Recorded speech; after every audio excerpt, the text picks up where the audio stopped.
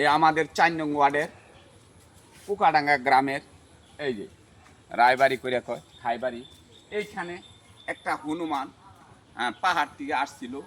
আসার পরে বাঁশের মাঝখানে ঢুকে আটকা পড়ে গেছে। প্রিয় গাইস কলিজার বন্ধুরা, এইখানে আটকা পড়ার পরে হনুমানটা একবারে বাচ্চাটা মারা গেল। মারা যাওয়ার পরে মাঝখানে ঢুকিয়া হনুমানটা খুব কষ্ট ভোগ করছে এবং বাইরে পারছিল না, খুব হাহাকার করছে এবং দুঃখ প্রকাশ করছে।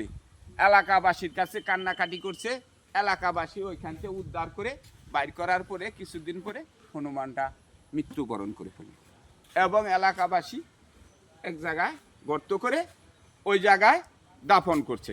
এবং হনুমানটা আরেকজনের মোবাইলে ভিডিও করার পরে হনুমানটা আল্লাহর কাছে কান্নাকাটি করার পরে সেই ভিডিওটা মিলিয়ন মিলিয়ন ভিউ হয়ে ওই লোকটা ভাইরাল করে দিচ্ছে।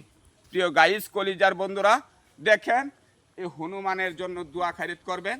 এখন হনুমান নেই, কিন্তু ছিল এক সময়।